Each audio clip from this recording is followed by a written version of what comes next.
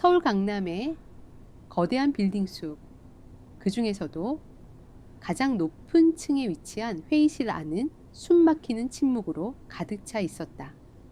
에어컨의 서늘한 바람만이 공간을 맴도는 가운데 수지는 얼음장처럼 차가운 시선으로 테이블 반대편에 앉은 마케팅팀 팀장들을 번갈아 노려보았다. 그녀의 눈빛은 한치의 흔들림도 없었고 입술은 굳게 다물려 있었다. 수진의 손을 떠난 두꺼운 결제, 서류 뭉치가 넓은 유리 테이블 위로 거칠게 날아가며 날카로운 마찰음을 냈다. 서류가 흩어지며 종이들이 바닥으로 쏟아졌지만 그 누구도 감히 허리를 굽혀 주울 엄두를 내지 못했다. 수지는 등바디에 몸을 기대며 낮고 억눌린 목소리로 입을 열었다. 이게 지난 한 달 동안 밤을 새워가며 기획했다는 결과물입니까? 우리 회사가 동네 구멍가게인 줄 아십니까? 수진의 날 선 질책에 팀장들의 고개가 죄인처럼 푹 수그러들었다. 그녀는 이 회사의 최연소 마케팅 본부장이었다. 지방 소도시 출신이라는 꼬리표를 떼어내기 위해 수진은 지난 10년간 밥 먹는 시간조차 아껴가며 일에 매달렸다.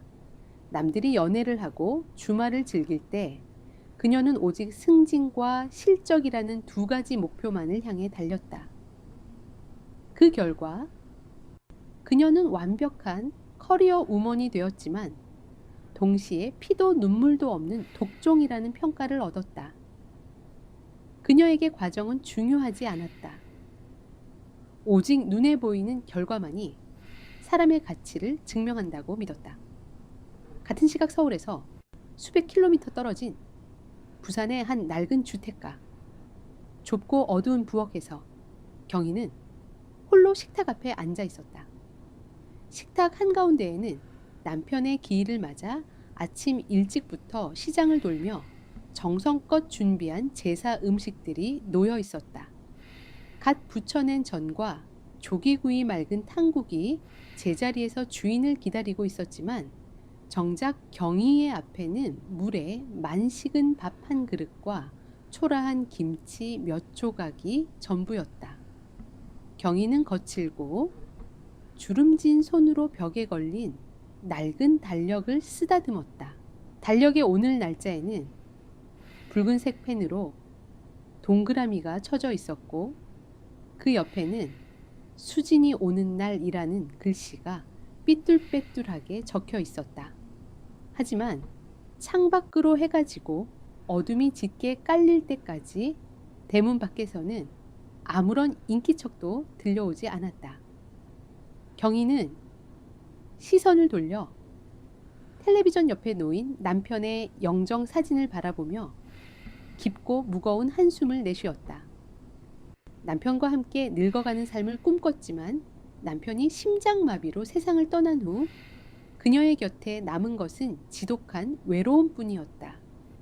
수지는 회의를 마치고 자신의 집무실로 돌아와 넥타이를 매만지듯 실크 블라우스에 깃을 거칠게 당겼다. 관자놀이를 짓누르는 두통이 며칠째 이어지고 있었지만 그녀는 서랍에서 진통제를 꺼내 물도 없이 삼켜버렸다. 책상 위에 놓인 휴대전화 화면이 밝아지며 발신자 이름에 엄마라는 두 글자가 떠올랐다. 수지는 잠시 망설이다가 미간을 찌푸린 채 통화 버튼을 눌렀다. 전화기가 연결되자마자 수화기 너머로 경희의 조심스럽고 물기 어린 목소리가 들려왔다. 밥은 챙겨 먹고 일하는지 묻는 늙은 어머니의 안부는 수진에게 언제나 무거운 짐처럼 느껴졌다. 수진아 많이 바쁘지? 오늘 네 아빠 제사인데 혹시 늦게라도 내려올 수 있니? 경희의 말끝이 미세하게 떨렸지만 수지는 단호하게 선을 그었다. 엄마 제가 며칠 전부터 말씀드렸잖아요. 오늘 저녁에 대표님 모시고 아주 중요한 해외 바이어 미팅이 있어요. 이 계약 하나에 제 올해 고과가 전부 걸려 있다고요? 아빠 재산은 내년에 챙기면 되지만 이 미팅은 오늘 아니면 끝이에요. 수화기 반대편에서는 한동안 짙은 침묵이 흘렀다.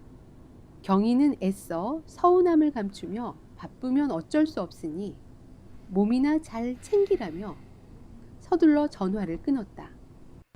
통화가 종료되었음을 알리는 화면을 내려다보며 수지는 원인 모를 불쾌감에 입술을 깨물었다.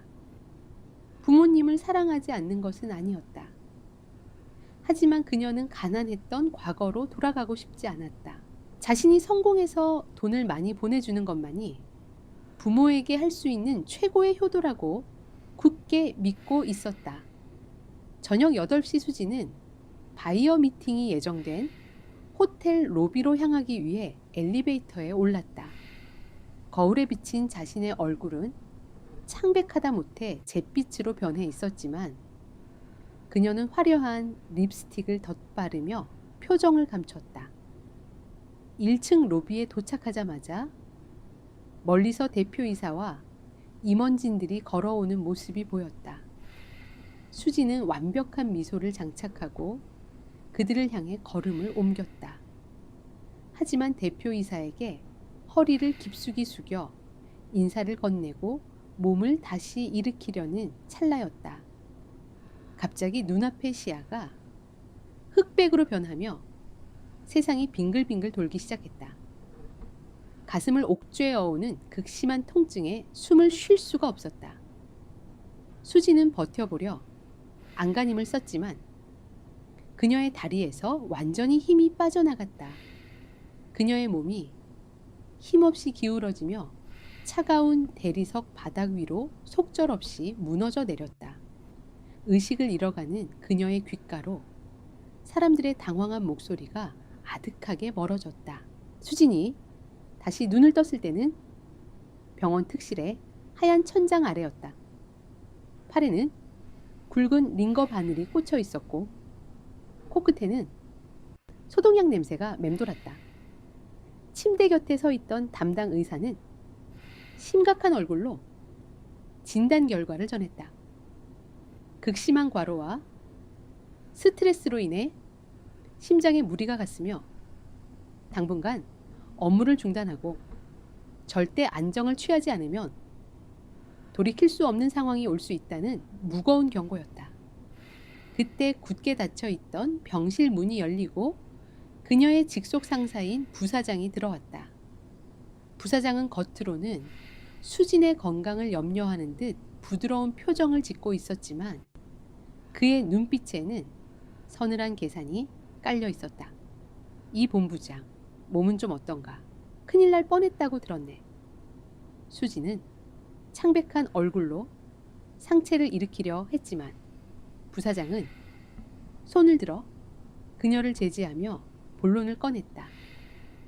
바이어 미팅은 다른 팀장이 대신 맡아서 잘 처리했네. 대표님께서도 이 본부장 건강을 많이 걱정하시더군. 그래서 말인데 이 본부장 이번 기회에 좀 쉬는 게 좋겠어. 수진의 눈동자가 불안하게 흔들렸다. 쉬라는 말은 곧 자리에서 물러나라는 기업의 우회적인 통보나 다름없었다. 그녀가 핏기 없는 입술을 열어 변명하려 했지만 부사장의 말이 더 빨랐다. 부산지사의 마케팅 자문 자리가 하나 비어 있네. 공기도 좋고 업무량도 적으니 요양하기에는 그만한 곳이 없을 거야. 당분간 그곳으로 내려가서 쉬도록 해. 발령장은 내일 아침에 정식으로 나갈 거네. 그것은 권유가 아닌 일방적인 유배 선고였다. 10년간 뼈를 깎는 노력으로 쌓아 올린 서울 본사의 임원 자리가 한순간에 무너져 내리는 순간이었다. 부사장이 병실을 빠져나가고 닫힌 문을 바라보며 수진의 두 손이 이불자락을 부서질 듯 꽉 움켜쥐었다. 화려하게 빛나던 그녀의 삶이 전혀 예상치 못한 낯선 궤도로 곤두박질치고 있었다. 부산역을 빠져나온 수진의 위로 세찬 빗줄기가 무자비하게 쏟아져 내렸다. 우산을 펼칠 새도 없이 어깨를 짓누르는 빗물의 무게가 마치 그녀가 짊어진 현실의 무게처럼 무겁고 차갑게 느껴졌다. 화려했던 서울의 야경 대신 낯설고 투박한 항구 도시의 젖은 아스팔트가 그녀의 구두 굽 아래에서 질척거렸다. 한 손으로는 무거운 캐리어 손잡이를 꽉 쥐고 다른 한 손으로는 빗물에 젖은 앞머리를 쓸어 올리며 수지는 택시 승강장을 향해 발걸음을 재촉했다. 그때 반대편에서 누군가 빗속을 가르며 미친 듯이 달려오고 있었다. 상대방은 주변을 살필 겨를조차 없는 듯 허공을 향해 누군가의 이름을 절박하게 부르짖고 있었다. 피할 틈도 없이 두 사람의 어깨가 강하게 부딪혔다. 수진의 캐리어가 바닥으로 쓰러지며 안에 든 물건들이 이 한쪽으로 쏠리는 둔탁한 소리가 났다. 중심을 잃고 휘청거리는 수진을 향해 비에 흠뻑 젖은 남자가 다급히 손을 내밀어 그녀의 팔을 붙잡았다. 짙은 빗물 사이로 드러난 남자의 얼굴은 창백하게 질려 있었고 두 눈에는 짐승처럼 절박한 두려움이 가득했다.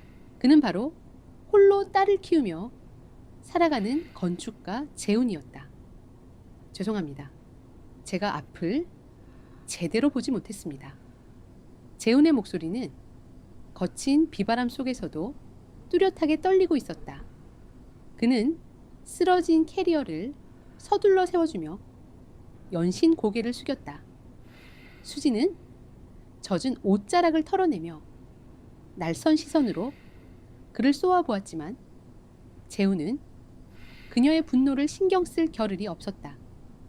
그는 다시 빗속으로 시선을 돌리며 잃어버린 딸을 찾는 듯 애타는 얼굴로 어둠 속을 향해 달려갔다. 수지는 멀어지는 그의 뒷모습을 잠시 바라보다가 차갑게 식어버린 자신의 손을 움켜쥐고 택시에 올랐다. 한참을 달려 도착한 곳은 수진이 그토록 벗어나고 싶어 했던 낡은 주택가였다. 가로등 불빛조차 제대로 닿지 않는 좁은 골목을 지나 익숙한 대문 앞에 섰다. 녹슨 철문이 뻑뻑하게 밀리며 무거운 소음을 냈다. 마당을 지나 현관문을 열었을 때 집안은 죽은 듯이 고요했고 불빛 하나 없이 캄캄했다. 엄마 저 왔어요. 수진이 젖은 목소리로 불렀지만 아무런 대답도 돌아오지 않았다. 불안한 예감에 서둘러 거실 불을 켜자 바닥에 이리저리 흩어진 약봉지들과 엎질러진 물컵이 가장 먼저 눈에 들어왔다. 수지는 황급히 안방 문을 열었다. 어두운 방 안낡은 이불을 목까지 덮고 누운 경이는 식은땀에 흠뻑 젖은 채에 거칠고 불규칙한 숨을 내쉬고 있었다. 수진이 다가가 이마에 손을 얹자 불덩이 같은 열기가 전해졌다. 전날 밤 바이어 미팅을 이유로 어머니의 전화를 차갑게 끊어버렸던 자신의 목소리가 귓가를 맴돌았다. 수지는 서둘러 젖은 수건을 가져와 어머니의 얼굴을 닦아내며 10년 만에 처음으로 뼈저린 죄책감에 입술을 깨물었다. 밤새도록 어머니의 곁을 지키며 수지는 서울에서 가져온 도끼 어린 긴장감을 조금씩 내려놓았다. 다음 날 아침 창문 틈으로 새우며드는 흐린 햇빛에 수지는 무거운 눈을 떴다. 어머니의 숨소리가 한결 편안해진 것을 확인한 그녀는 밤새 답답해진 집 안공기를 환기하기 위해 현관문을 열었다. 그 순간 수진의 발걸음이 그 자리에 굳어버렸다. 차가운 시멘트, 계단 위 낡은 토끼 인형을 품에 꼭 끌어안은 작은 체구의 여자아이가 무릎에 얼굴을 묻은 채 웅크리고 있었다. 아이의 얇은 겉옷은 간밤의 습기를 머금어 눅눅해져 있었고 작은 어깨가 미세하게 떨리고 있었다. 재훈의 딸 다현이었다. 수진이 조심스럽게 다가가 아이의 어깨를 건드리자 다현이 화들짝 놀라며 고개를 들었다. 눈물 자국이 선명하게 남은 아이의 얼굴은 몹시 지쳐 보였다. 꼬마야, 너 윗집 사는 보모 아주머니가 돌보는 아이 아니니 여기서 왜 이러고 있어? 수진의 물음에 아이는 겁먹은 눈으로 그녀의 눈치를 살피며 작은 목소리로 대답했다. 아주머니가 어젯밤 텔레비전을 보며 술을 마시다가 시끄럽다며 자신을 문 밖으로 내쫓았다는 것이었다. 다현은 밤새 계단에서 추위에 떨며 자신에게 유일하게 따뜻하게 대해주었던 아랫집 할머니, 즉 경희가 문을 열어주기만을 기다리고 있었다. 그 이야기를 듣는 순간 수진의 가슴 깊은 곳에서 차가운 분노가 치밀어 올랐다. 그녀는 아이의 손을 이끌고 곧장 2층으로 올라가 거칠게 현관문을 두드렸다. 한참 뒤에야 부스스한 얼굴로 문을 연 보모는 수진과 다현을 번갈아 보며 귀찮은 듯 미간을 찌푸렸다. 아침부터 남의 집 문을 왜 이리 요란하게 두드려요? 얘 넌 거기서 뭐 하고 있어? 뻔뻔한 보모의 태도에 수진의 눈빛이 면도날처럼 날카로워졌다. 그녀는 한치의 물러섬 없이 보모의 눈을 똑바로 응시하며 낮고 차가운 목소리로 쏘아붙였다.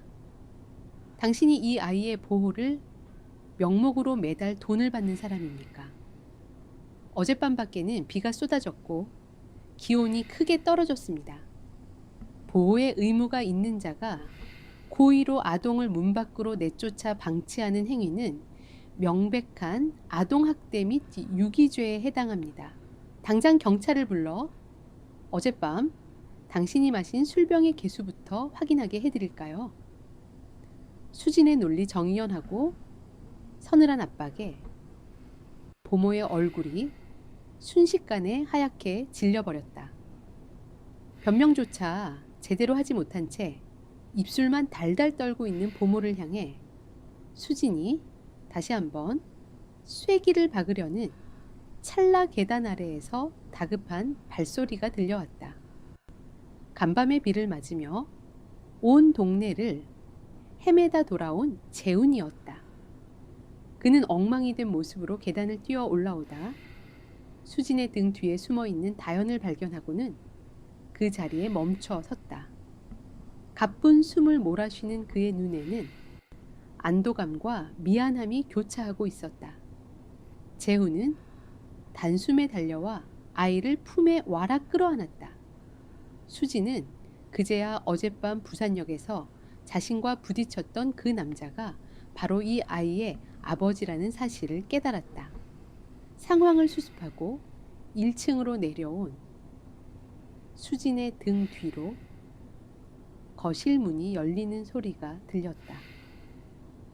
밤새 알아누웠던 경희가 수척해진 얼굴로 벽을 짚으며 걸어 나오고 있었다. 그 모습을 발견한 다현이 재훈의 품에서 빠져나와 쪼르르 달려가 경희의 허리를 꼭 끌어안았다. 할머니 다현이 많이 기다렸어요. 경희는 떨리는 손으로 아이의 머리를 쓰다듬으며 눈시울을 붉혔다. 자신이 아파서 아이를 챙기지 못했다는 미안함이 늙은 어머니의 주름진 얼굴에 고스란히 묻어났다. 수지는 그 낯선 풍경을 멍하니 바라보았다. 자신이 모르는 사이 어머니에게는 자신보다 더 가까운 가족 같은 존재들이 생겨나 있었다.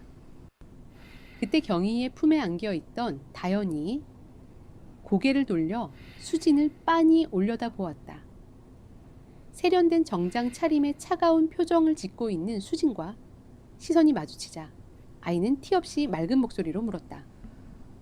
할머니, 이 예쁜 아줌마가 다현이 엄마예요? 정막이 내려앉은 거실에서 아이의 그 순진무구한 질문은 수진과 재훈 모두의 숨을 먹게 만들었다. 수진은 굳게 닫힌 입술을 떼지 못한 채 자신을 간절하게 바라보는 아이의 커다란 눈동자 속으로 속절없이 빠져들고 있었다. 정막만이 감돌던 경희의 낡은 집 아는 모처럼 사람 사는 온기로 가득 차올랐다. 부엌에서는 구수한 된장찌개가 끓어오르며 하얀 김이 천장으로 피어올랐고 도마 위로 칼날이 부딪히는 경쾌한 마찰음이 아침 공기를 가르고 있었다. 밤새 알아누웠던 사람이라고는 믿기지 않을 만큼 경희의 구분 등에는 활기가 넘쳤다. 식탁에는 어느새 수진과 재훈 그리고 다영까지 옹기종기 모여 앉아 있었다. 수진은 평소라면 출근 준비에 쫓겨 블랙커피 한 잔으로 때웠을 아침 시간을 낯선 이들과 함께 보내고 있다는 사실이 현실처럼 느껴지지 않았다. 서울의 고급 레스토랑에서 삭막한 비즈니스 대화를 나누며 식사하던 그녀에게 좁은 식탁에 무릎을 부딪히며 밥을 먹는 이 상황은 어색하기 짝이 없었다. 그때 경희가 정성껏 발라낸 통통한 생선살을 다연의 숟가락 위에 얹어주었다. 아이는 입을 크게 벌려 밥을 받아 먹고는 세상을 다 가진 듯 환하게 미소를 지었다. 그 모습을 바라보던 경희의 주름진 얼굴에 깊고 따뜻한 웃음꽃이 피어났다. 지난 수년 동안 명절이나 생일 때마다 의무적으로 내려왔을 때도 결코 본 적 없었던 진심이 담긴 환한 웃음이었다. 수지는 젓가락을 든 채 그 장면을 멍하니 응시했다. 자신이 10년 동안 뼈 빠지게 일해서 보낸 값비싼 영양제와 두둑한 용돈도 만들어내지 못했던 어머니의 진짜 미소가 피 한 방울 섞이지 않은 이웃집 아이를 통해 피어나고 있었다. 가슴 한 구석이 날카로운 바늘에 찔린 것처럼 뻐근해져 왔다. 식사가 끝난 오후 수지는 복잡한 머리를 식히기 위해 빌라 앞 낡은 화단으로 걸음을 옮겼다. 그녀가 차가운 시멘트 턱에 걸터 앉아 있을 때 다연이 화단 구석에 쌓인 버려진 박스 더미 주변을 서성이는 모습이 보였다. 아이는 겁을 먹은 듯 작은 두 손을 모은 채 안절부절못하고 있었다. 수진이 다가가 박스를 조심스럽게 치우자 그 아래에서 검은 털에 하얀 점이 섞인 앙상한 새끼 고양이 한 마리가 경계심 가득한 눈으로 몸을 웅크리고 있었다.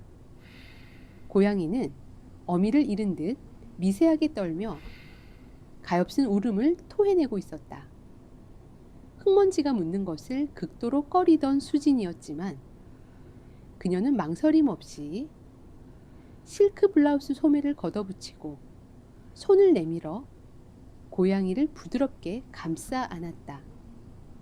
차갑게 식어 있던 작은 생명이 수진의 품에 안기자 온기를 찾으려는 듯 파고들었다. 다연이 신기한 듯 눈을 반짝이며 다가왔고 뒤늦게 소식을 듣고 뛰어온 재훈도 그 광경을 목격했다. 날 선 가시를 세우고 세상을 대하던 수진의 방어막이 처음으로 허물어지는 순간이었다. 다연은 고양이의 코끝에 묻은 검은 얼룩을 보며 후추라는 이름을 지어주었고 수진의 입가에도 아주 희미하지만 부드러운 호선이 그려졌다. 그날 밤 달빛이 낡은 슬레이트 지붕을 비추는 늦은 시각이었다. 잠든 어머니와 다연을 뒤로하고 수진은 다시 화단 앞 평상으로 나왔다. 밤 공기는 제법 쌀쌀했다. 그때 어둠 속에서 발소리가 들리더니 재훈이 다가와 그녀의 곁에 따뜻한 캔커피 하나를 내려놓았다. 손끝으로 전해지는 캔의 온기가 시린 손바닥을 녹여주었다. 아까는 고마웠습니다. 수진 씨, 덕분에 다연이도 저 작은 고양이도 무사할 수 있었어요. 재훈의 목소리는 밤바다의 물결처럼 차분하고 다정했다. 수지는 캔커피를 만지작거리며 짐짓 건조한 목소리로 대답했다. 고마워할 것 없습니다. 아동 유기는 명백한 범죄 행위니까요. 원칙대로 상황을 정리했을 뿐입니다. 하지만 재훈은 그녀의 차가운 방어벽 너머에 숨겨진 상처를 꿰뚫어 보는 듯한 깊은 눈빛으로 수진을 바라보았다. 수진 씨는 겉으로는 아주 단단하고 차가운 사람처럼 보이지만 사실은 누구보다 따뜻한 마음을 가진 분 같아요. 가시를 세우고 있는 건 어쩌면 그 속에 여린 것을 지키기 위해서겠죠. 자신의 내면을 정확히 짚어내는 재훈의 말에 수진은 아무런 대답도 하지 못했다. 언제나 남을 짓밟고 올라서야만 살아남을 수 있었던 서울에서의 치열한 삶 속에서 그녀의 마음을 이토록 따뜻하게 들여다봐 준 사람은 단 한 명도 없었다. 두 사람 사이에 흐르는 침묵은 더 이상 어색하지 않았다. 방으로 돌아온 수지는 잠든 경희의 이불을 덮어주려다 침대 머리맡에 놓인 낡고 손때 묻은 수첩 하나를 발견했다. 무심코 수첩에 표지를 넘긴 수진의 시선이 한 페이지에 멈춰 섰다. 삐뚤빼뚤한 글씨체로 적힌 어머니의 일기장이었다. 수진이에게 전화를 걸었다. 목소리가 많이 지쳐 보여서 무릎이 시리다는 말은 꺼내지도 못하고 끊었다. 내 딸이 얼마나 힘들게 번 돈인데 내가 아프면 안 되지. 오늘이 내 생일이다. 시장에서 작은 케이크를 하나 사왔지만 혼자 먹으려니 목이 메어 넘어가지 않는다. 수진이가 끓여준 미역국이 그립다. 수진의 시선이 일기장 위를 바쁘게 훑어 내려갈수록 그녀의 두 눈에는 걷잡을 수 없는 눈물이 차올랐다. 시야가 흐려지고 호흡이 거칠어졌다. 그녀는 입술을 꽉 깨물어 터져 나오는 오열을 간신히 억눌렀다. 성공해서 호강시켜 드리겠다는 명분 아래 정작 어머니가 가장 필요로 했던 홀로 견디는 외로움의 시간들을 철저히 외면해 왔던 것이다. 돈이면 다 될 줄 알았던 자신의 오만함이 어머니의 삶을 갉아먹고 있었다는 뼈저린 후회가 가슴을 난도질했다. 수지는 일기장을 가슴에 품고 소리 없이 뜨거운 눈물을 흘렸다. 다음 날 아침 눈물 자국이 마르기도 전에 골목의 평화는 무참히 깨어지고 말았다. 좁고 비탈진 골목길과는 전혀 어울리지 않는 짙은 썬팅이 된 육중한 검은색 최고급 세단 한 대가 거친 엔진 소리를 내며 화단 앞에 멈춰섰다. 운전기사가 서둘러 내려 뒷좌석의 문을 열자 날카로운 디자인의 명품 하이힐이 시멘트 바닥 위를 오만하게 딛고 섰다. 머리부터 발끝까지 수천만 원을 호가하는 치장으로 둘러싸인 여자가 차에서 내렸다. 그녀는 커다란 선글라스를 거칠게 벗어 던지며 쓰레기를 보듯 경멸 어린 시선으로 낡은 빌라 전체를 훑어보았다. 마당을 쓸고 있던 경희와 다연이 놀란 눈으로 그녀를 바라보았고 아이의 얼굴은 순식간에 공포로 하얗게 질려 경희의 등 뒤로 숨어들었다. 그 여자는 바로 재혼을 버리고 떠났던 전처이자 재벌가의 상속녀인 유리였다. 그녀의 붉은 입술이 조롱하듯 비틀리며 섬뜩한 미소를 지어 보였다. 태풍을 몰고 온 불청객의 등장에 골목의 공기가 차갑게 얼어붙고 있었다. 낡은 철문이 거칠게 열리며 쇳덩이가 긁히는 날카로운 마찰음이 골목의 고요를 찢었다. 짙은 선글라스를 벗어 던진 유리는 턱을 치켜든 채 경희의 집 마당으로 들어섰다. 그녀의 몸을 감싸고 있는 값비싼 명품 코트와 화려한 보석들은 곰팡이가 핀 시멘트 담장과 극명한 대조를 이루며 묘한 위화감을 자아냈다. 마당에서 다연의 작은 손을 잡고 화단에 잡초를 뽑고 있던 경희는 갑작스러운 침입자의 등장에 놀라 얼어붙고 말았다. 유리는 현관에서 신발을 벗지 않은 채 흙먼지가 묻은 날카로운 하이힐을 신고 그대로 거실 장판 위로 걸음을 옮겼다. 네. 바닥이 긁히며 불쾌한 소리가 울려 퍼졌지만 그녀는 아랑곳하지 않았다.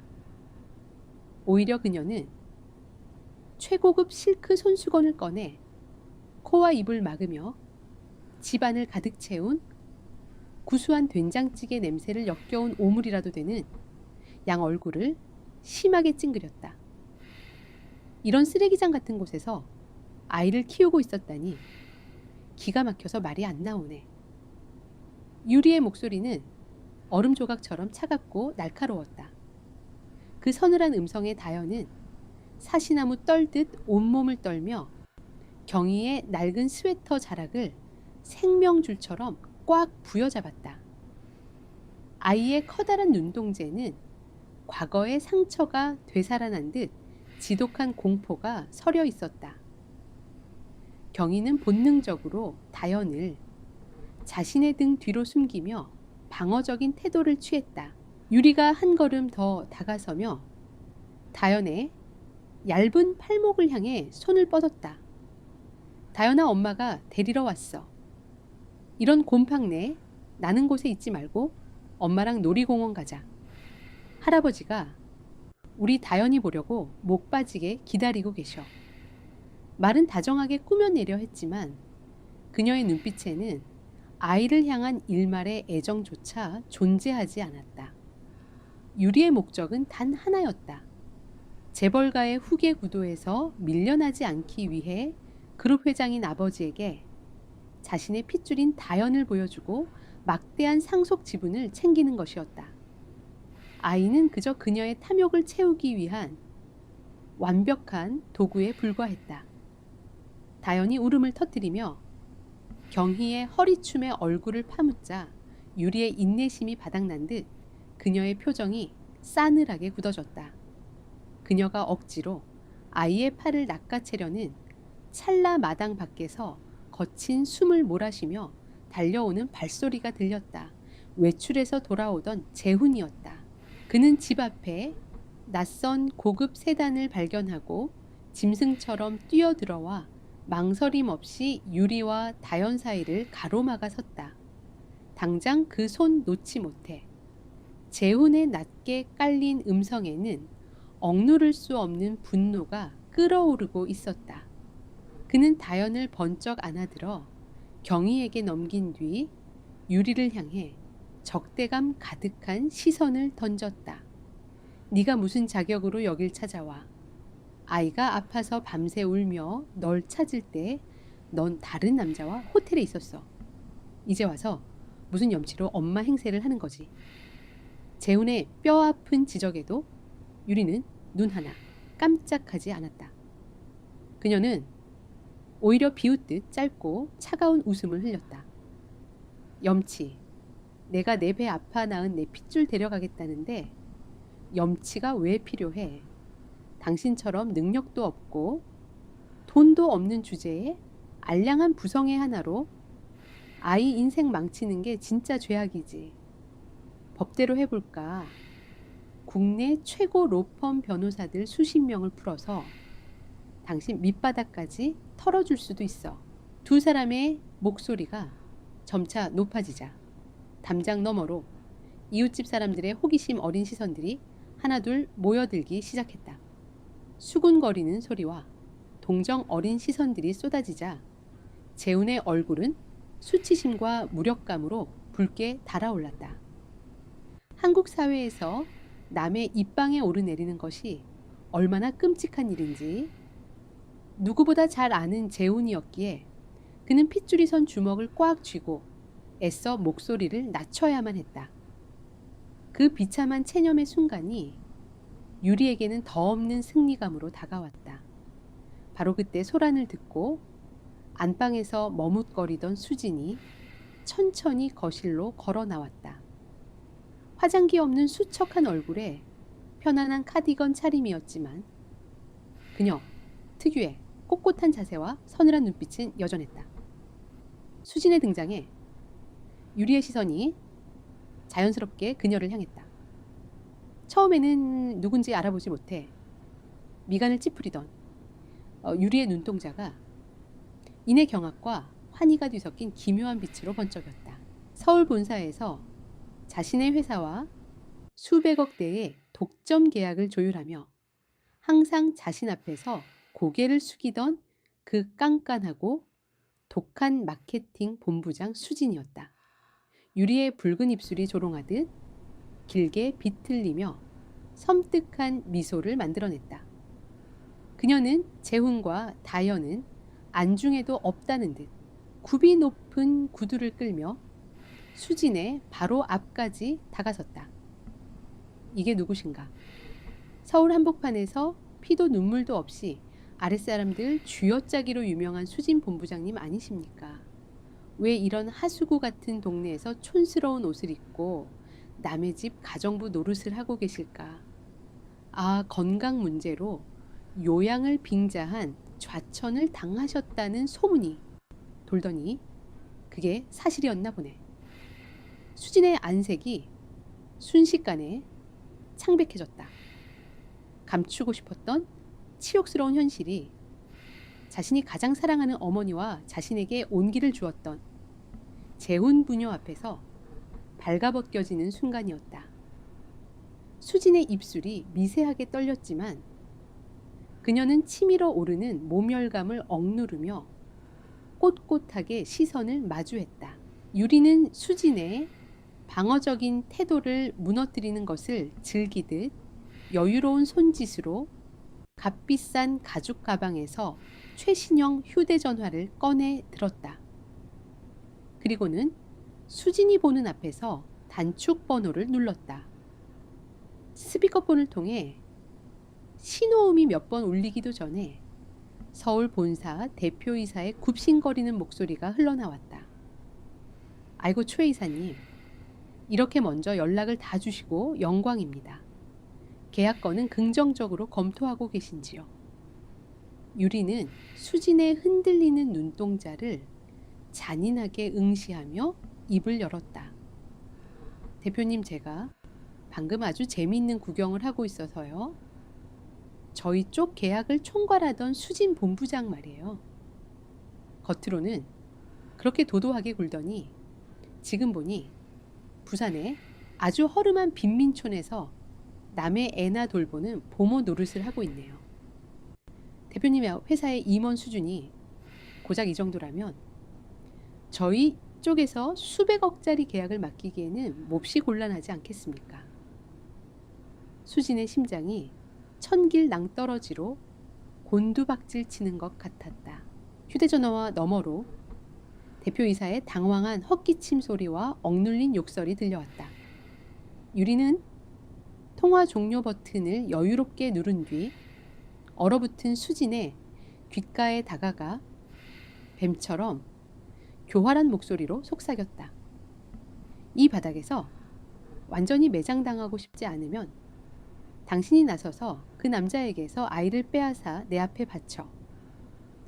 안 그러면 당신이 목숨처럼 여기는 그 알량한 커리어 내가 오늘 밤 안으로 산산조각 내줄 테니까. 유리의 표독스러운 경고가 낡은 거실에 울려 퍼진 직후 수진의 휴대전화가 요란한 진동을 울리며 침묵을 찢었다. 발신자는 서울 본사의 대표이사였다.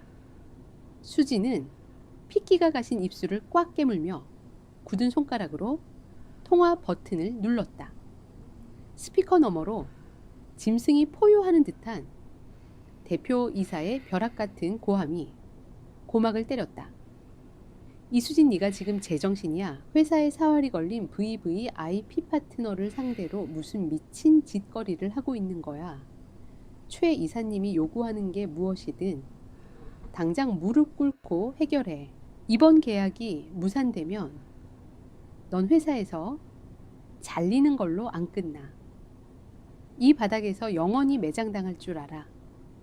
전화가 일방적으로 끊어지는 날카로운 전자음이 수진의 귓가를 맴돌았다. 유리는 오만한 미소를 지으며 수진의 창백한 얼굴을 만끽하듯 바라보았다. 그녀의 턱 끝에는 권력을 가진 자, 특유의 잔인한 여유가 넘쳐 흘렀다.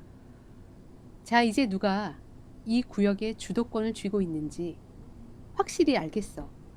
당신이 10년 동안 뼈 빠지게 올라간 그 자리, 내 말 한마디면 먼지처럼 날아간다는 거. 수진의 두 주먹이 부들부들 떨렸다. 10년.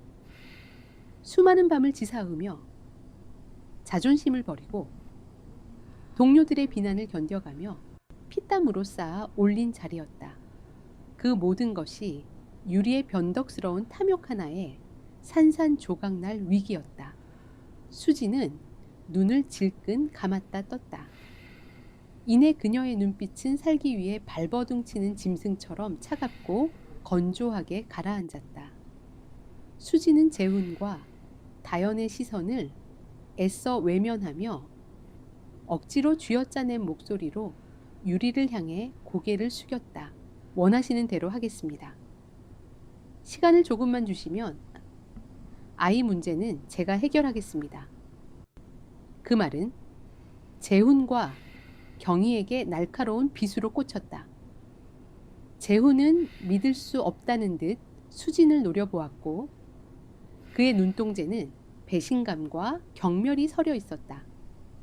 경희 역시 딸의 입에서 나온 잔인한 선택에 충격을 받은 듯 가슴을 부여잡았다. 유리는 승리자의 미소를 지으며 구두 소리를 요란하게 울리며 대문 밖으로 나섰다. 다음 날 오후 부산의 어느 고급 호텔 라운지. 수지는 유리의 호출을 받고 굴욕적인 심정으로 그녀의 테이블 앞에 섰다. 최고급 홍차를 여유롭게 음미하던 유리는 수진이 자리에 앉는 것조차 허락하지 않았다. 그래서 진행 상황은 어떻게 되고 있지? 설마 어제 그 허름한 집구석에서 감정에 호소하느라 시간을 낭비한 건 아니겠지. 수지는 두 손을 가지런히 모은 채 목까지 차오르는 몸 열감을 억누르며 대답했다. 아직 그 남자 재훈이 완강하게 버티고 있습니다. 법적으로 권리를 행사하기 전에 아이를 부드럽게 설득할 시간이 필요합니다. 유리의 표정이 순식간에 차갑게 굳어졌다. 그녀는 들고 있던 찻잔을 테이블 위로 신경질적으로 내려놓으며 수진을 쏘아보았다. 찻잔이 부딪히며 날카로운 소음이 호텔 라운지의 조용한 공기를 갈랐다. 내가 언제부터 내 변명을 들어줄 만큼 한가한 사람이었어. 오늘 밤 우리 그룹 회장님께서 주최하는 가족 만찬이 있어. 그 자리에 내 상속 지분을 증명해줄 손녀를 반드시 데려가야 한단 말이야. 오늘 당장 아이를 내 눈앞에 데려오지 않으면 내일 아침 내 책상은 치워져 있을 거야. 모욕적인 협박이 쏟아지는 동안 수진의 얼굴은 붉게 달아오르다 못해 창백해졌다. 그러나 그녀는 이빨을 꽉 깨문 채 굴욕을 삼켜야만 했다. 같은 시각 경희의 집 앞 골목에서는 폭풍의 전조가 일고 있었다. 유리가 고용한 덩치 큰 건달 2명이 대문을 발로 차며 마당으로 거칠게 들이닥쳤다. 재우는 직장에 출근한 상태였고 집에는 경희와 다연만이 남아 있었다. 건달들은 다짜고짜 아이를 데려가겠다며 험악한 욕설을 내뱉었다. 다연은 공포에 질려 자지러지듯 울부짖으며 경희의 등 뒤로 파고들었다. 아이의 작은 손이 늙은 할머니의 낡은 옷깃을 생명줄처럼 꽉 쥐고 있었다. 경희는 뼈만 남은 앙상한 팔을 벌려 건달들 앞을 막아섰다. 이놈들아, 천벌을 받을 놈들, 짐승만도 못한 어미한테 이 어린 것을 어떻게 넘기란 말이냐. 차라리 나를 죽이고 데려가라. 경희의 필사적인 저항에 짜증이 난 한 건달이 욕설을 내뱉으며 경희의 굽은 어깨를 거칠게 밀쳐냈다. 노구의 몸은 힘없이 뒤로 밀려나며 마당 한 구석에 놓인 무거운 장독대 모서리에 머리를 세게 부딪히고 쓰러졌다. 할머니 다연의 비명이 마당을 울렸다. 쓰러진 경희의 이마에서 붉은 피가 흘러내렸지만 건달들은 아랑곳하지 않고 울부짖는 다연을 억지로 끌고 가려 했다. 바로 그 순간 대문 밖에서 숨을 헐떡이며 뛰어들어온 수진이 그 끔찍한 광경을 목격했다. 유리의 협박을 받고 마음을 굳게 먹고 집으로 돌아오던 길이었지만 피를 흘리며 쓰러진 어머니와 끌려가는 아이의 모습을 보는 순간 그녀의 머릿속을 팽팽하게 조이고 있던 이성의 끈이 완전히 끊어지고 말았다. 이 새끼들, 그 더러운 손 당장 떼. 수지는 건달들을 향해 미친 듯이 달려들었다. 그녀의 뾰족한 구두굽이 건달의 정강이를 무자비하게 걷어찼고 손에 들고 있던 무거운 가죽 가방으로 그들의 얼굴을 사정없이 내리쳤다. 독이 오른 여자의 맹렬한 공격에 당황한 건달들이 주춤하는 사이 유리가 고급 세단에서 내려 여유로운 걸음으로 마당으로 들어섰다. 쓰러진 경희와 엉망이 된 수진을 보며 유리는 경멸 섞인 차가운 웃음을 흘렸다. 뭐 하는 거야, 수진 본부장. 설마 지금 내 목줄을 쥐고 있는 나한테 반항이라도 하겠다는 건가? 고작 이런 천박한 노인네와 남의 핏줄 때문에 내 인생을 시궁창에 처박을 셈이야. 그 말은 수진의 심장 깊은 곳에 억눌려 있던 활화산에 기름을 들이부은 격이었다.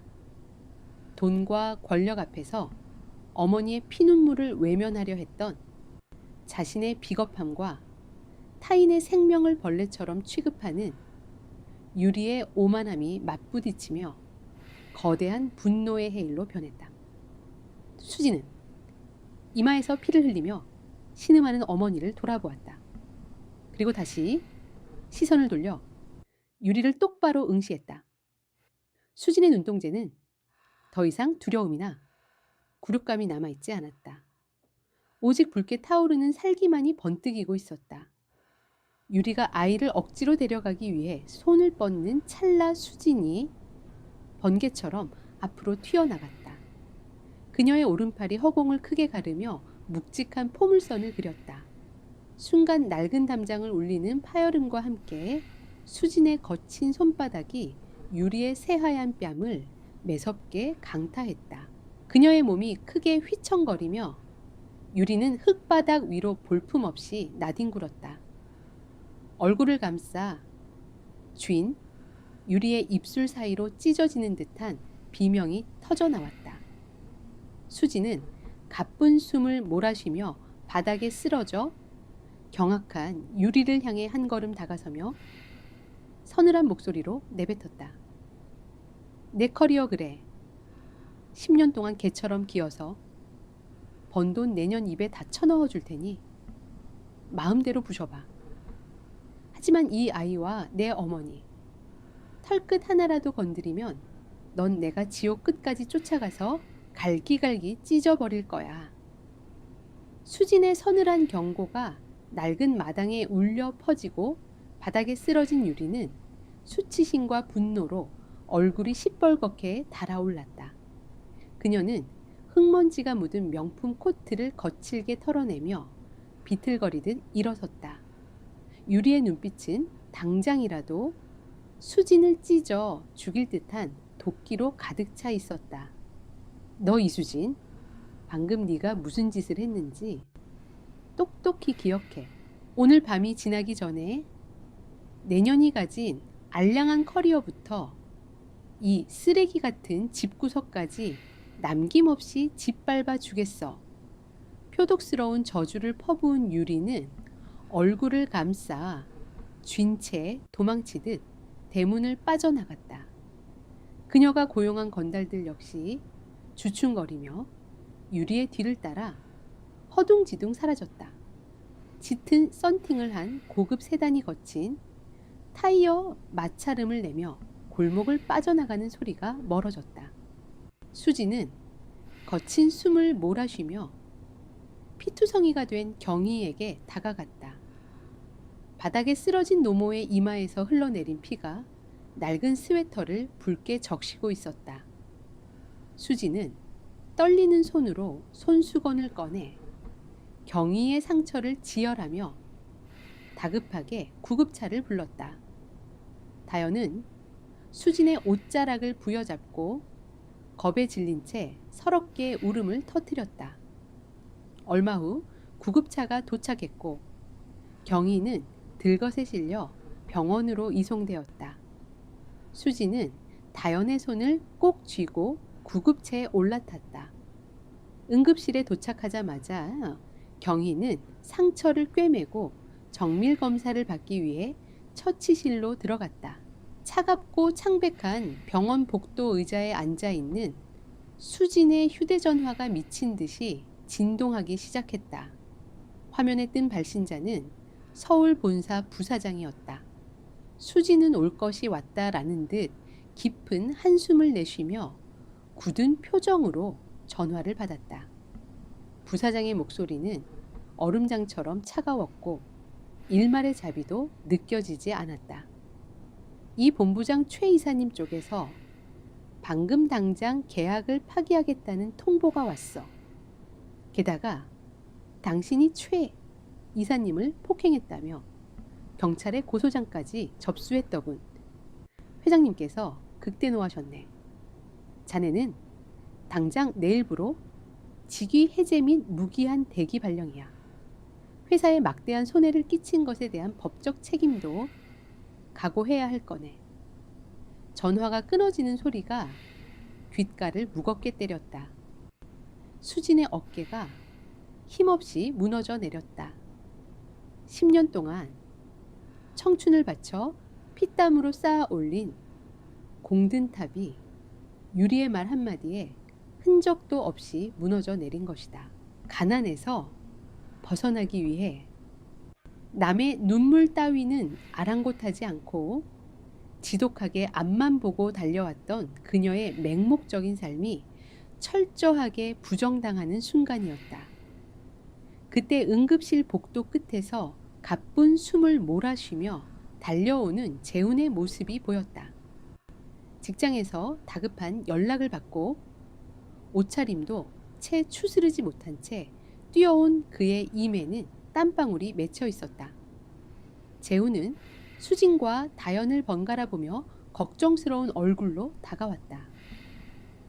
수진 씨 어머니는 괜찮으십니까? 다연이는 다친 데 없고요. 대체 그 여자들이 무슨 짓을? 재훈의 물음에 수진은 아무런 대답도 하지 않은 채 고개를 숙였다.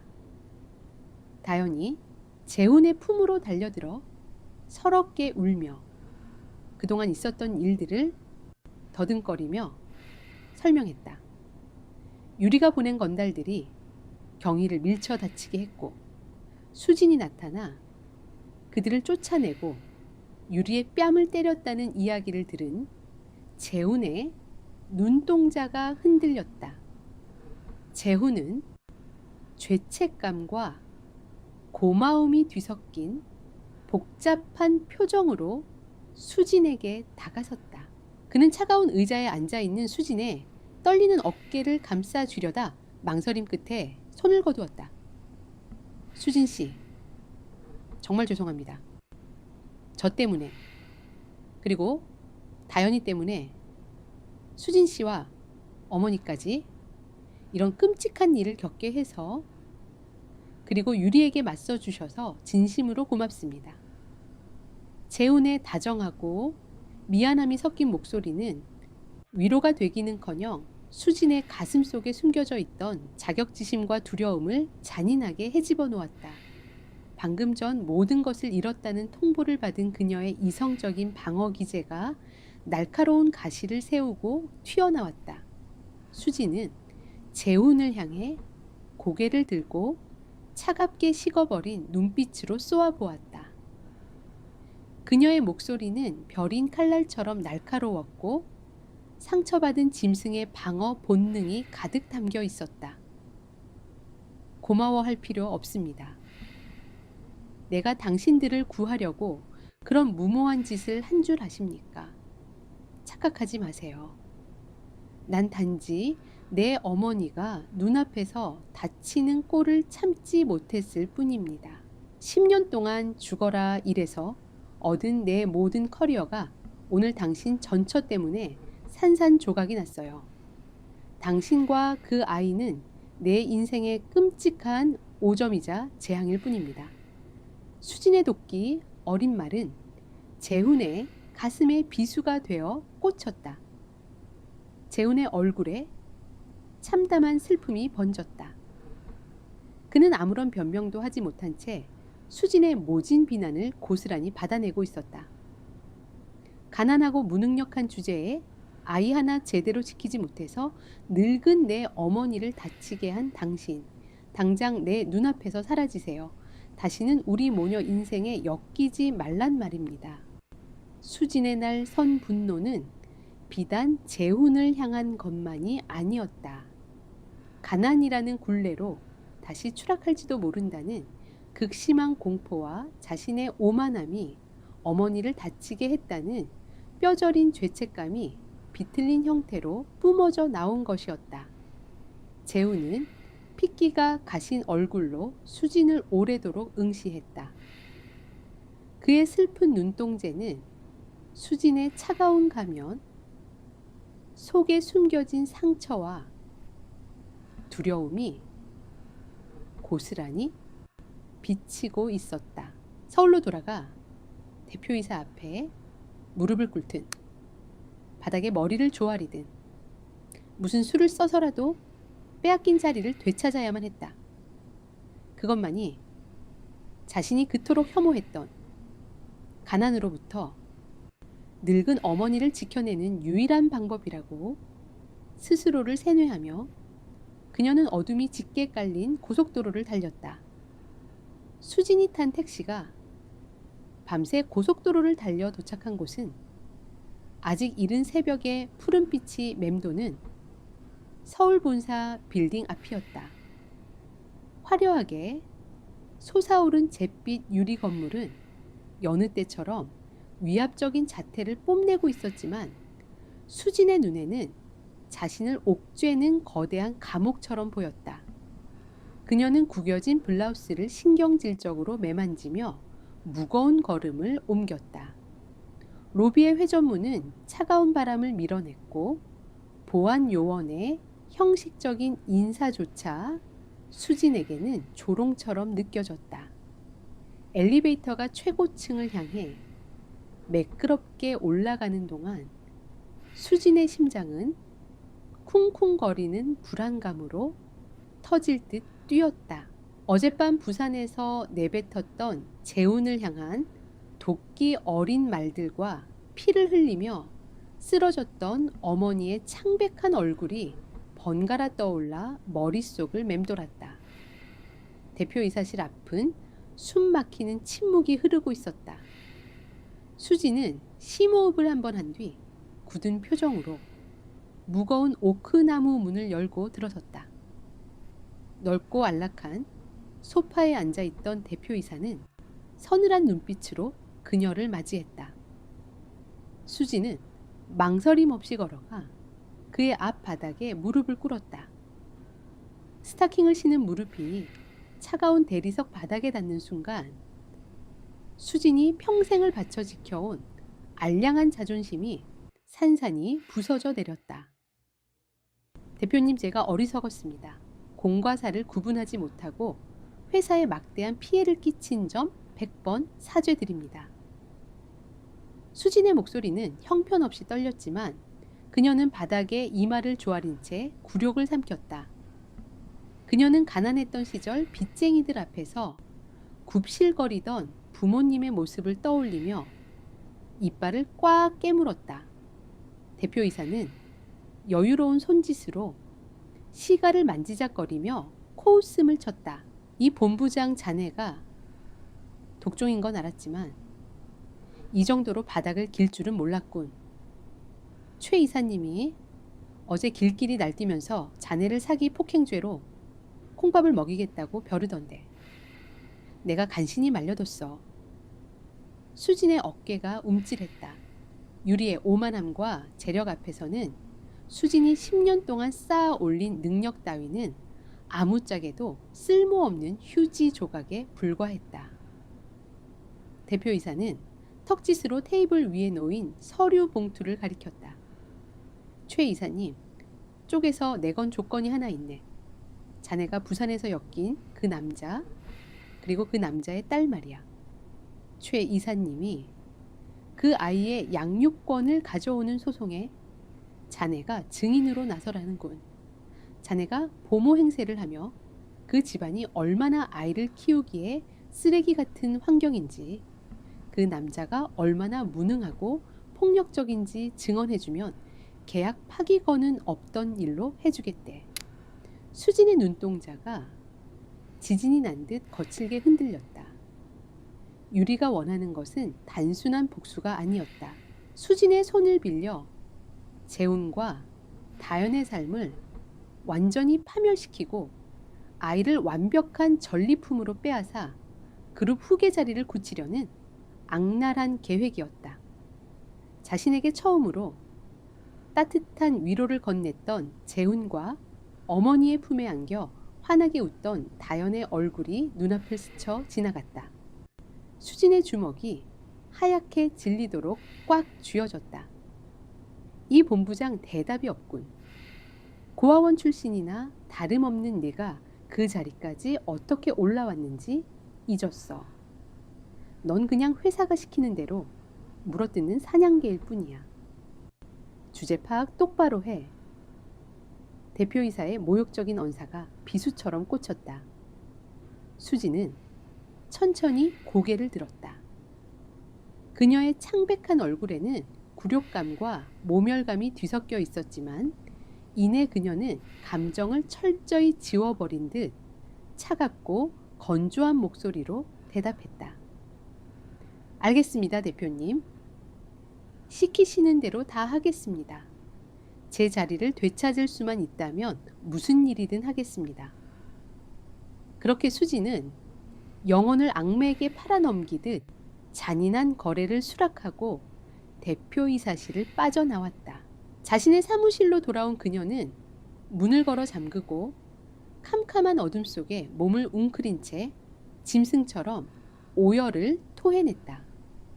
살아남기 위해 괴물이 되어버린 자신의 비겁함이 혐오스러워 견딜 수가 없었다. 시간이 무겁게 흘러갔다. 수지는 철저하게 감정을 통제하며 유리의 요구대로 양육권 소송의 거짓 증언을 준비하고 있었다. 부산의 병원에 입원해 있는 어머니 경희와는 연락을 끊은 채 일에만 미친 듯이 매달렸다. 어느 날 저녁 유리가 개최한 VVI 피자선 파티에 참석한 수지는 화려한 샹들리에 아래에서 위선적인 미소를 짓고 있는 유리의 모습을 발견했다. 유리는 다연의 양육권을 무사히 찾아오게 되었다며 재계 인사들 앞에서 모성애를 가장한 연기를 펼치고 있었다. 구역질 나는 역겨움을 참으며 샴페인 잔을 비우던 수지는 유리가 누군가와 통화를 하기 위해 파티장 구석의 어두운 테라스로 향하는 것을 목격했다. 본능적인 호기심에 이끌린 수지는 조심스럽게 테라스 기둥 뒤로 다가가 몸을 숨겼다. 두꺼운 커튼 너머로 유리의 신경질적이고 날카로운 목소리가 들려왔다. 아, 짜증나. 그 거지 같은 동네에서 그 애새끼 데려오는 것도 역겨운데 할아버지 쓰러지셨다는 건 또 무슨 소리야. 치매가 더 심해지셨다고. 그럼 양육권 소송 빨리 끝내서 유산 상속 절차부터 당장 밟아. 그 애새끼는 상속 지분만 받으면 곧바로 스위스나 미국에 있는 제일 엄격한 기숙학교로 쳐넣어 버릴 거니까 다시 내 눈앞에 띄게 하지 말고. 유리의 끔찍한 본심이 적나라하게 폭로되는 순간이었다. 아이를 향한 애정은커녕 유산 상속이 끝나는 즉시 다연을 외국에 버리듯 유배 보낼 작정이었던 것이다. 그 서늘한 진실을 엿들은 수진의 심장이 얼어붙는 듯 했다. 유리가 그토록 혐오하는 가난한 집안에서 아이가 겪을 지독한 외로움과 공포가 수진의 뼛속까지 전해졌다. 수진은 자신이 지키려 했던 알량한 커리어가 얼마나 더럽고 잔혹한 피해의 대가인지 뼈저리게 깨달았다. 수진의 주먹이 파르르 떨리며 쥐어졌고 그녀의 붉은 입술 사이로 억눌린 분노의 숨결이 새어나왔다. 바로 그때 수진의 휴대전화가 짧게 진동했다. 부산병원에 계신 어머니를 돌봐주던 이웃 아주머니의 번호였다. 불안한 예감에 휩싸인 수진이 서둘러 테라스를 빠져나와 화장실에서 전화를 받았다. 수진아, 이 일을 어쩌면 좋니? 네 엄마가 아까 갑자기 가슴을 쥐어뜯으며 쓰러져서 지금 중환자실로 실려갔어. 상태가 아주 안 좋아. 당장 내려와 봐야겠다. 수진의 머릿속이 하얗게 비워졌다. 어머니의 심장마비. 소식은 그녀의 굳어있던 이성을 송두리째 뒤흔들어 놓았다. 돈을 벌어 호강시켜 주겠다는 맹목적인 변명 뒤에 숨어 가장 소중한 어머니의 임종조차 지키지 못할지도 모른다는 극심한 공포가 그녀의 숨통을 조여왔다.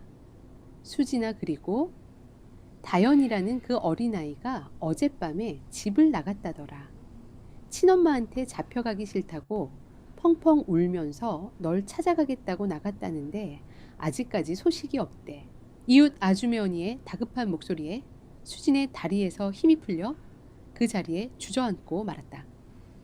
자신이 저지른 비겁한 선택이 사랑하는 사람들을 파멸해 구렁텅이로 몰아넣고 있었다.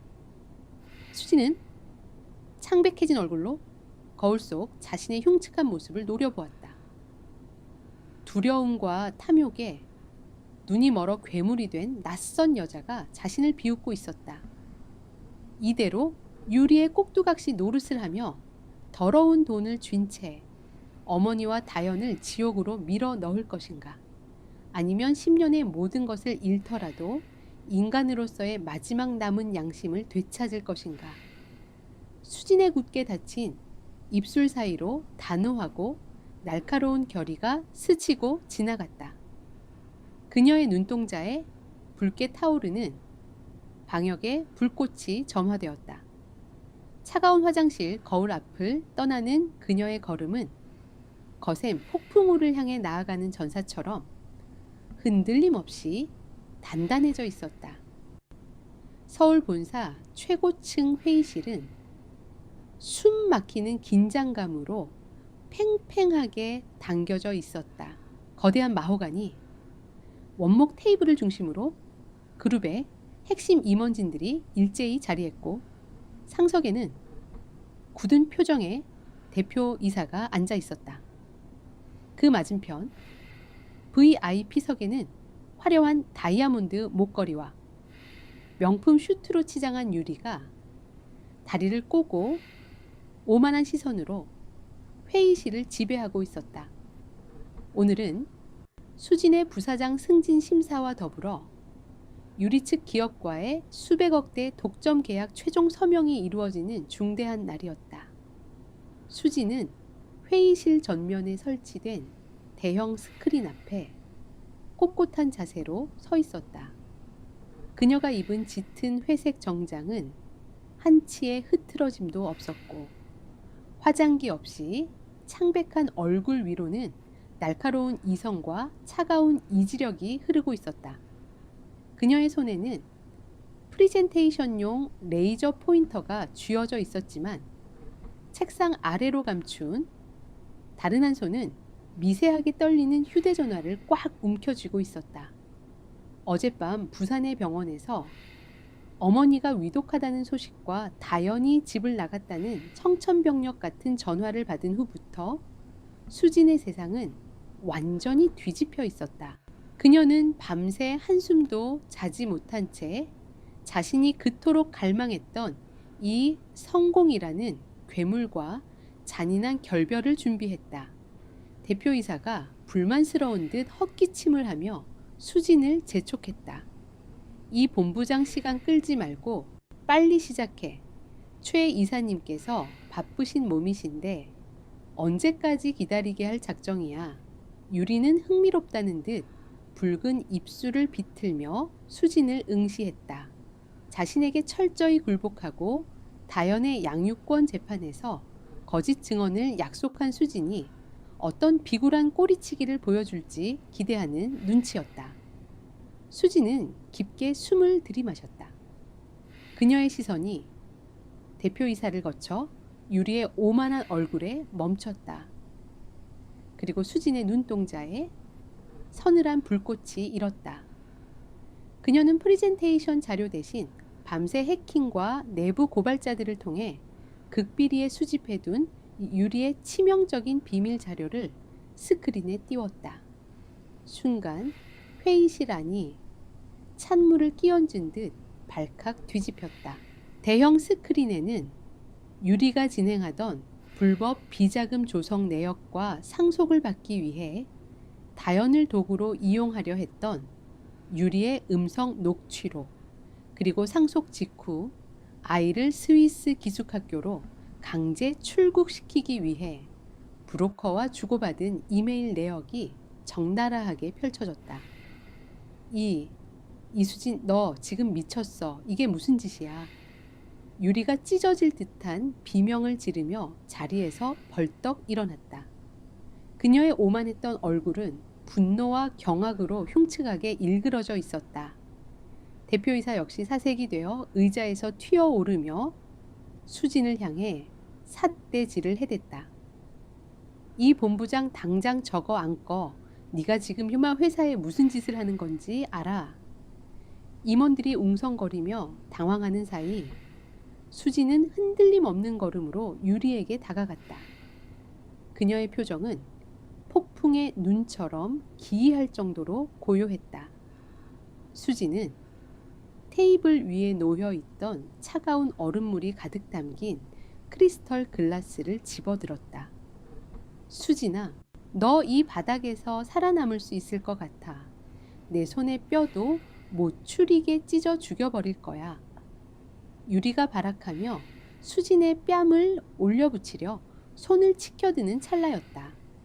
수진은 유리의 움직임보다 빠르게 손에 들고 있던 크리스털 글라스의 얼음물을 유리의 화려한 얼굴을 향해 가차 없이 들이부었다.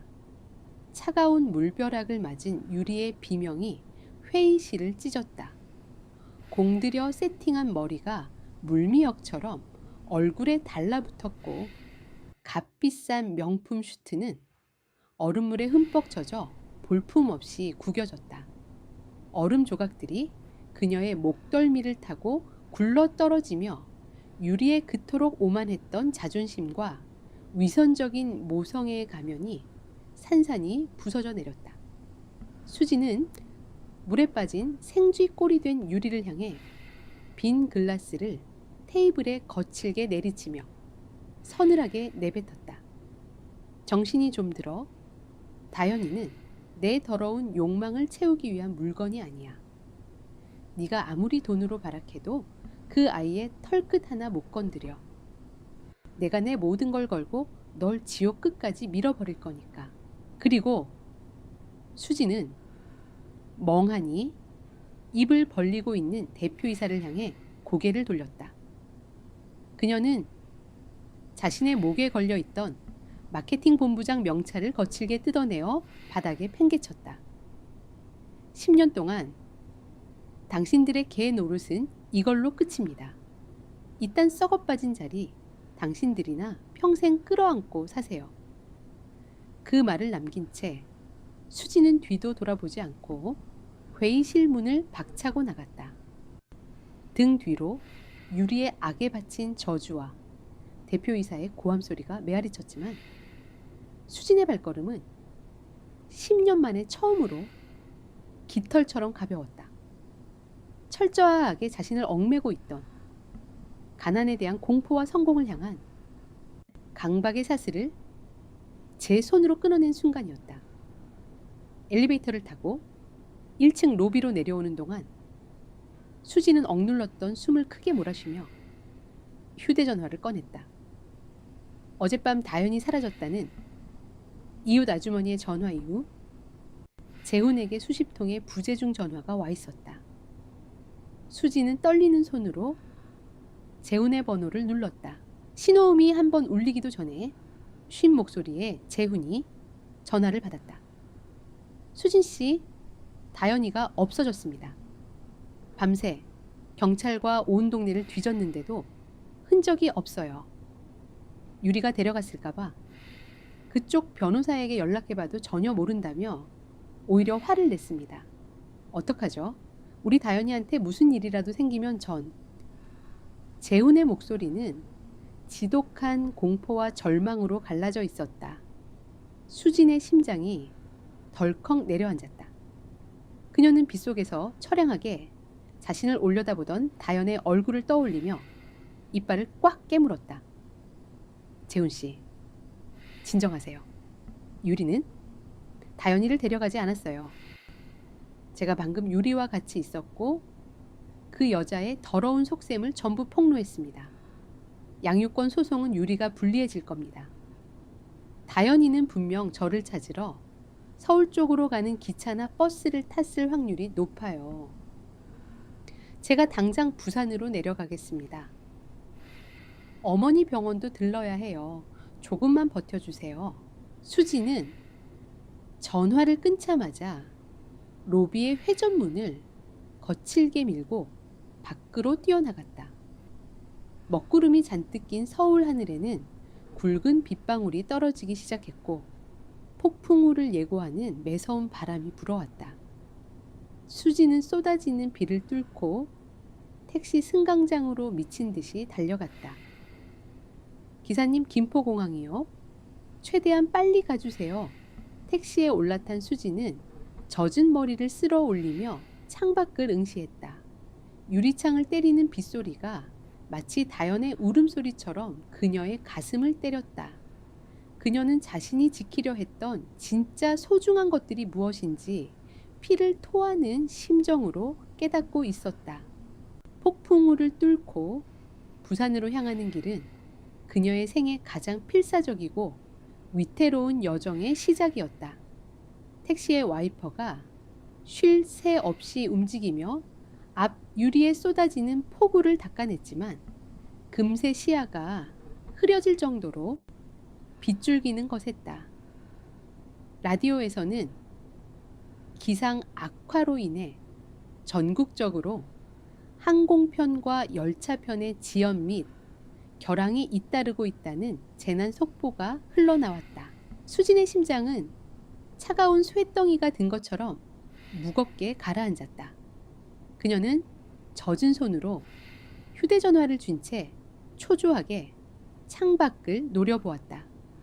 예상대로 김포공항은 폭풍으로 인해 아수라장이 되어 있었다. 모든 항공편의 이륙이 잠정 중단되었고 전광판에는 결항 캔슬드라는 붉은 글씨가 가득했다. 발이 묶인 승객들의 항의와 고함 아이들의 울음소리가 공항 전체를 혼돈의 소용돌이로 몰아넣었다. 부산행 비행기는 언제 다시 뜨나요? 수지는 항공사 카운터로 달려가 쉰 목소리로 절박하게 물었지만 돌아오는 것은 직원의 기계적인 대답뿐이었다. 기상 상황이 나아지지 않는 한 언제 운항이 재개될지 알 수 없다는 것이었다. 수지는 무력감에 휩싸여 주먹을 꽉 쥐었다. 어머니는 중환자실에서 사경을 헤매고 있고 어린 다현은 이 폭풍우 속 어딘가를 홀로 헤매고 있을지도 모른다. 1분 1초가 생사를 가르는 골든타임이었지만 그녀는 거대한 자연의 힘 앞에 속수무책으로 발이 묶여버렸다. 수지는 창백한 얼굴로 공항 의자에 주저앉았다. 주변의 소음이 아득하게 멀어지며 과거의 기억들이 잔인한 파편처럼 그녀의 뇌리를 스쳤다. 어머니의 생일날 미역국 끓여달라는 전화를 바쁘다는 핑계로 냉정하게 끊어버렸던 기억.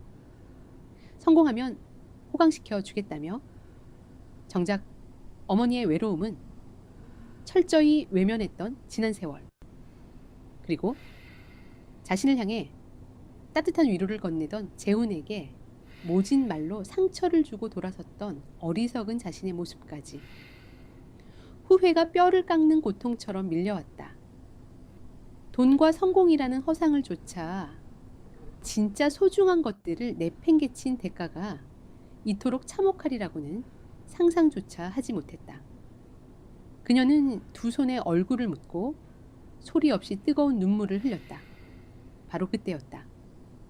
수진의 휴대전화가 짧게 울렸다. 낯선 번호로 온 문자 메시지였다. 이수진 본부장님, 저 마케팅팀 박 대리입니다. 어제 회의실에서 본부장님이 보여주신 용기에 감명받았습니다. 실은 제가 몇 달 전 부산지사에 출장을 갔다가 재훈 씨라는 분의 설계 사무소 일을 도와드린 적이 있습니다.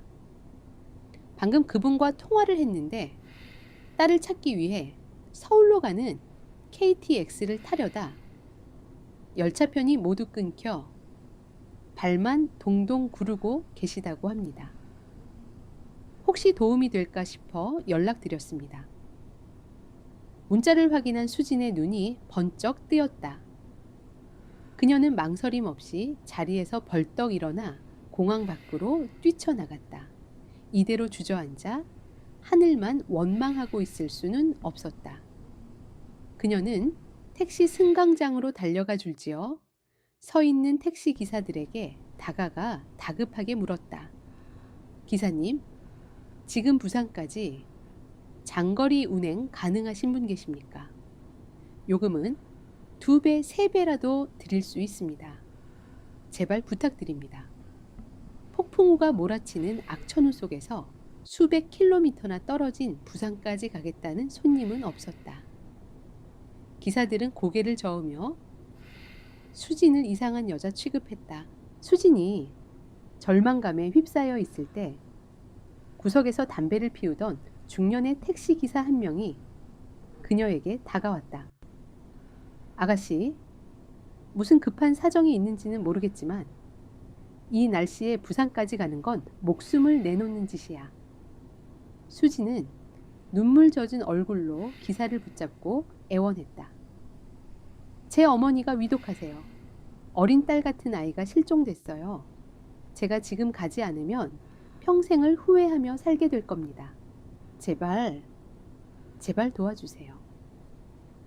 수진의 절박한 눈빛에서 무언가를 읽은 듯 기사는 깊은 한숨을 내쉬며 고개를 끄덕였다.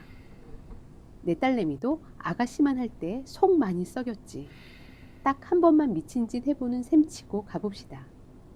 대신 무슨 일이 생겨도 난 책임 못 져.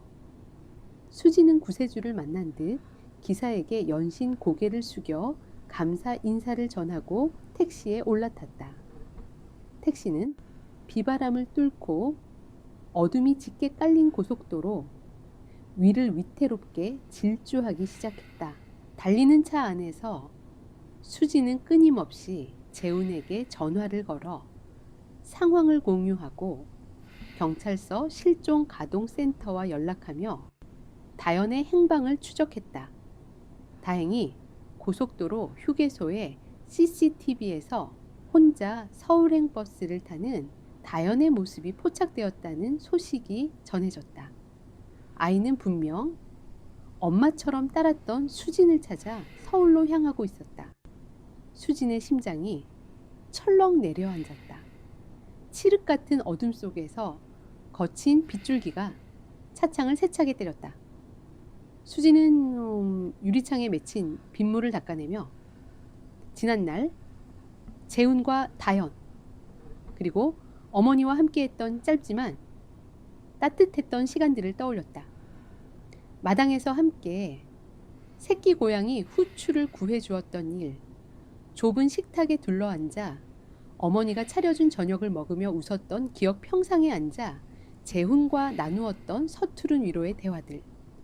그 모든 것이 그녀가 10년 동안 서울에서 쫓았던 그 어떤 화려한 성공보다도 훨씬 더 값지고 소중한 것이었다. 기사님 혹시 조금만 더 빨리 가주실 수 있을까요? 수진의 목소리는 형편없이 떨리고 있었다. 거친 비바람을 뚫고 몇 시간을 달렸을까? 낡은 택시의 타이어가 빗길에 미끄러지며 차체가 크게 흔들리는 아찔한 순간도 있었지만 중년의 기사는 노련하게 핸들을 조작하며 위기를 넘겼다. 마침내 저 멀리 부산의 희미한 도시 불빛이 보이기 시작했다. 수지는 밤새 잠들지 못해 퀭한 눈으로 창밖을 바라보다가 자신의 휴대전화, 액정에 떠있는 다현과 함께 찍은 사진을 어루만졌다. 사진 속 아이는 세상을 다 가진 듯 환하게 웃고 있었다. 수진의 눈에서 뜨거운 눈물 한 방울이 액정 위로 툭 떨어졌다. 다현아, 제발 무사해야 해. 택시는 마침내 동이 트기 시작하는 이른 새벽 부산의 한 종합병원 응급실 입구 앞에 거친 타이어 마찰음을 내며 멈춰섰다. 수지는 지갑에 있던 현금을 전부 꺼내 기사에게 쥐어준 뒤 비틀거리는 걸음으로 병원 안으로 뛰어 들어갔다. 중환자실로 향하는 복도를 달려가던 수지는 모퉁이를 도는 순간 복도 바닥에 웅크리고 앉아있는 재훈의 모습을 발견했다. 그리고 그의 품에는 낡은 토끼 인형을 꼭 끌어안은 채 잠들어 있는 다현이 안겨 있었다. 서울 남부 터미널에서 밤새 아이를 찾아 헤매던 재훈이 새벽 첫 차를 타고 내려오던 다현을 극적으로 발견한 것이었다. 수진의 다리에서 힘이 풀려 그 자리에 주저앉았다. 그녀는 입을 막고 터져나오는 울음을 삼켰다. 안도감과 미안함 후회가 뒤섞인 격렬한 감정이 온몸을 휩쓸었다. 재훈이 고개를 들어 수진을 발견했다. 그의 헬쑥한 얼굴에 놀라움과 원망 그리고 복잡한 안도감이 교차했다. 수진은 아무 말도 하지 못한 채 눈물 흘리는 얼굴로 그저 재훈과 다현을 바라볼 뿐이었다. 바로 그때 중환자실의 육중한 철문이 둔탁한 소리를 내며 열렸다. 초조한 얼굴의 의사가 걸어 나오며 굳은 표정으로 입을 열었다. 이경희 환자 보호자분 되십니까? 의사의 나직한 부름에 수진과 재훈의 시선이 동시에 중환자실 문으로 향했다. 복도를 가득 채우고 있던 안도감과 회한의 공기가 순식간에 날카로운 긴장감으로 바뀌었다. 수지는 비틀거리는 다리를 간신히 일으켜 의사에게 다가갔다. 그녀의 입술은 파랗게 질려 있었고 차마 어머니의 상태를 물어볼 용기조차 나지 않았다. 의사는 지친 기색이 역력한 얼굴로 수진을 바라보며 입을 열었다. 그의 목소리는 무겁고 차분했다.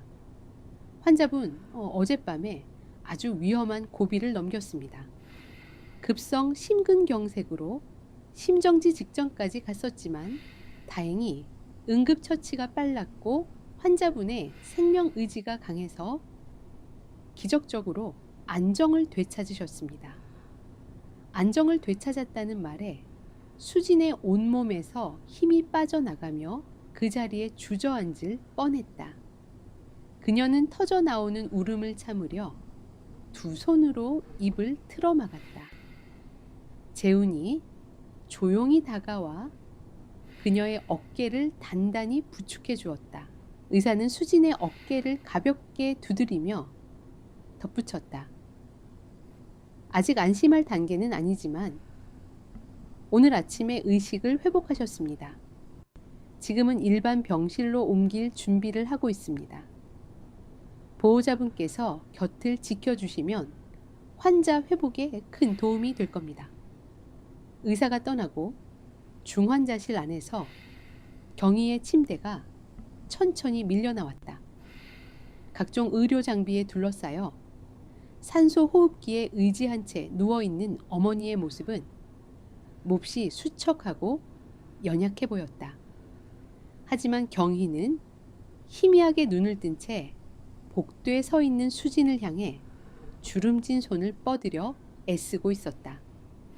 수진은 울음을 터뜨리며 달려가 어머니의 차가운 손을 부여잡았다. 엄마 미안해. 내가 너무 늦었지. 내가 다 잘못했어. 수진의 뜨거운 눈물이 경희의 메마른 손등 위로 뚝뚝 떨어졌다. 경희는 산소 호흡기 때문에 말을 할 수는 없었지만 딸을 바라보는 그녀의 눈빛에는 원망 대신 따뜻한 용서와 안도감이 가득 담겨 있었다. 그녀는 떨리는 손가락으로 수진의 뺨을 어루만지며 괜찮다는 듯 희미하게 미소를 지어 보였다. 그 순간 수진은 자신이 지난 10년간 그토록 벗어나려 발버둥 쳤던 어머니의 품이 실은 세상에서 가장 안전하고 따뜻한 안식처였음을 뼈저리게 깨달았다. 일반 병실로 옮겨진 경희가 안정을 취하는 동안 수진은 병원 복도 벤치에 앉아 재훈과 마주했다. 재훈의 품에 안겨 잠들어 있던 다연은 병실 간이 침대로 옮겨져 새근새근 잠들어 있었다. 어색한 침묵이 두 사람 사이에 무겁게 흘렀다. 먼저 입을 연 것은 수진이었다. 미안해요. 정말 미안하다는 말밖에는 할 말이 없어요. 내 어리석은 욕심 때문에 재훈 씨와 다연이 그리고 우리 엄마까지 전부 위험에 빠뜨렸어요. 고개를 숙인 채 사과하는 수진을 바라보던 재훈은 깊은 한숨을 내쉬었다. 그의 목소리에는 원망보다는 깊은 연민이 묻어 있었다. 수진 씨가 왜 그렇게까지 독하게 살아야만 했는지 조금은 알 것 같습니다. 저도 다연이를 혼자 키우면서 세상이 얼마나 차갑고 비정한 곳인지 뼈저리게 느꼈으니까요. 하지만 수진 씨 진짜 강한 건 모든 걸 손에 쥐는 게 아니라 지켜야 할 것을 위해 무언가를 기꺼이 내려놓을 수 있는 용기 아닐까요? 재훈의 말은 수진의 가슴 깊은 곳을 파고들었다. 그녀는 그동안 자신이 얼마나 어리석고 비겁했는지 깨달으며 고개를 끄덕였다. 바로 그때 병실 안에서 다연이 잠에서 깨어 칭얼거리는 소리가 들려왔다. 두 사람이 병실로 들어서자 다연은 침대에서 내려와 수진에게 달려들어 와락 안겼다. 이모 보고 싶었어요. 다시는 다연이 버리고 서울 가지 마요. 네, 아이의 작고 따뜻해지는 몸이 수진의 허리를 감싸 안는 순간 수진의 얼어붙었던 마음이 속절없이 녹아내렸다. 그녀는 아이의 등을 토닥이며 속삭였다. 응, 다연아. 이제 아무데도 안 가. 약속할게. 그리고 그녀는 다연을 안은 채 침대에 누워 그 모습을 흐뭇하게 바라보고 있는 경희를 향해 시선을 돌렸다. 경희, 재훈, 다연. 이 세 사람이 바로 자신이 목숨을 걸고 지켜야 할 진짜 가족이고 진짜 세상이었다. 그 후 폭풍 같았던 시간들이 잔잔하게 흘러갔다. 유리와 그녀의 회사는 수진이 폭로한 비자금 문제와 상속 관련 비리로 인해 언론의 문매를 맞고 검찰 조사를 받게 되었다. 유리는 모든 책임을 지고 경영 일선에서 물러났고 재훈과 다연에게서 영원히 사라졌다. 서울 본사의 대표이사는 수진에게 몇 번이나 회유와 협박을 해왔지만 수지는 미련 없이 사직서를 제출했다. 1년 후 부산의 햇살 좋은 어느 오후 수지는 더 이상 날선 정장을 입지 않았다. 그녀는 편안하면 원피스 차림으로 낡은 빌라 앞 화단에 쪼그려 앉아 어머니 경희와 함께 호박 모종을 심고 있었다. 경희는 심장 수술 후 몰라보게 건강을 되찾았고 그녀의 얼굴에는 그늘 대신 따뜻한 웃음이 가득했다. 어이구 우리 수진이 서울 깍쟁이가 이제 흙 만지는 솜씨가 제법인데 경희의 농담에 수진이 흙 묻은 손으로 코를 찡긋하며 웃었다. 마당 평상에서는 재훈이 설계 도면을 펼쳐놓고 일에 열중하고 있었고 그 옆에서는 다연이 훌쩍 자란 고양이 후추와 장난을 치며 까르르 웃음을 터뜨렸다. 수지는 작은 설계 컨설팅 회사를 차려 재훈의 일을 도우며 소박하지만 단단한 삶을 꾸려나가고 있었다. 더 이상 그녀는 초조하게 실적에 목매달지도 남을 짓밟고 올라서려 하지도 않았다. 대신 사랑하는 사람들과 함께 저녁 식탁에 둘러앉아 소소한 일상을 나누는 기쁨을 알게 되었다. 저녁이 되자 경희가 정성껏 차린 저녁상이 마당 평상 위에 펼쳐졌다. 네 사람은 옹기종기 모여 앉아 된장찌개를 나눠 먹으며 두런두런 이야기를 나눴다. 다연이 재훈에게 엎혀 재롱을 부렸고 경희는 그 모습을 흐뭇하게 바라보며 수진의 손을 꼭 잡아주었다. 수진은 자신을 둘러싼 따뜻한 온기를 느끼며 문득 깨달았다. 인생이라는 긴 여행에서 가장 중요한 것은 얼마나 높이 올라가느냐가 아니라 길을 잃었을 때 돌아갈 수 있는 내 자리가 있느냐는 것이었다. 저녁 노을이 낡은 빌라의 지붕을 붉게 물들이고 네 사람의 행복한 웃음소리가 골목 안을 가득 채우고 있었다. 폭풍우는 지나갔고 상처는 아물었으며 흩어졌던 온기는 마침내 제자리를 찾아 서로를 따뜻하게 보듬어주고 있었다. 그것으로 충분했다. 더할 나위 없이 완벽한 저녁이었다.